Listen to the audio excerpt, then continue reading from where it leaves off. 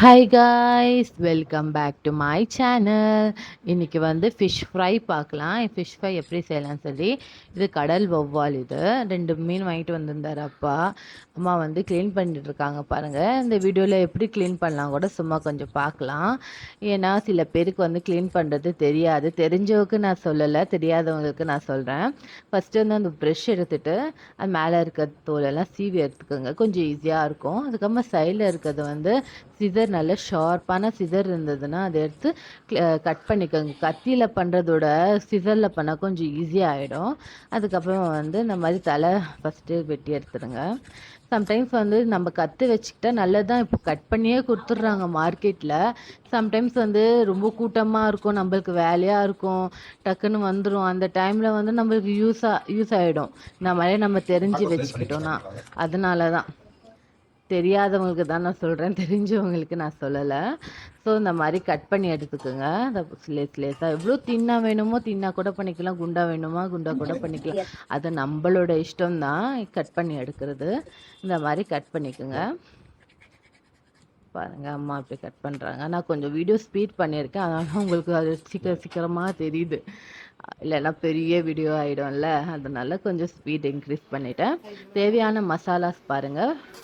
2 table spoon அளவு கலந்த மிளகாத்தூள், 1 டேபிள் ஸ்பூன் டர்மரிக் பவுடர் மஞ்சத்தூள், 1 டேபிள் ஸ்பூன் வந்து கரம் மசாலா, 1 டேபிள் ஸ்பூன் வந்து உப்பு, கொஞ்சம் எண்ணெய், 1 டேபிள் ஸ்பூன் அளவு எண்ணெய் போடுங்க. எண்ணெய் எதுக்குன்னா தண்ணி போட்டு கூட மிக்ஸ் பண்ணலாம்.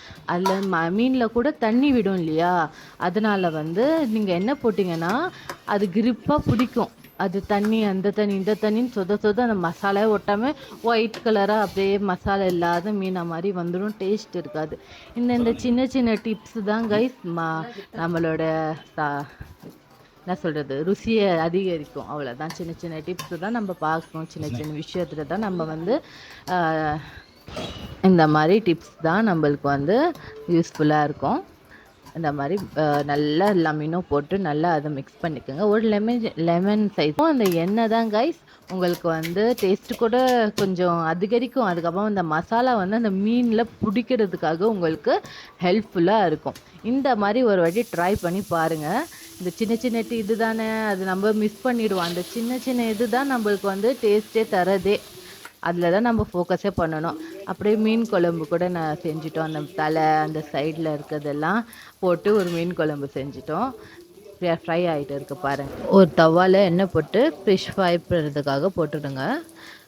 சைடில் பாருங்கள், மீன் குழம்பும் செஞ்சிட்டோம். நல்லா கொதிச்சிச்சு. அந்த சைடு துண்டு தலையெல்லாம் இருந்ததுலேயே அதெல்லாம் போட்டு ஒரு மீன் குழம்பு செஞ்சாச்சு. மீன் குழம்பு ரெசிபி ஆல்ரெடி எங்கள் சேனலில் அப்லோடு இருக்குது கைஸ். வேணும்னா நான் டிஸ்கிரிப்ஷன் லிங்க் தரேன், போய் பாருங்கள். சூப்பராக பாருங்கள் கைஸ், எவ்வளோ கிறிஸ்பியாக நல்லா கலராக அந்த மசாலாலாம் எங்கேயும் போகாமல் அதுலேயே ஒட்டியிருக்கு பாருங்கள். நல்லா குண்டாக தானே இருக்குது அந்த ஸ்லைஸ், ஆனால் வந்து மசாலா ஃபுல்லாக உள்ளே இறங்கி இருந்தது. சாப்பிட செம்ம ஃப்ளேவராக, நல்லா புளிப்பாக, எப்படி சொல்கிறது, டேங்கியாக சூப்பராக இருந்தது கைஸ். ஓகே கைஸ், பாய். அடுத்த வீடியோவில் பார்க்கலாம்.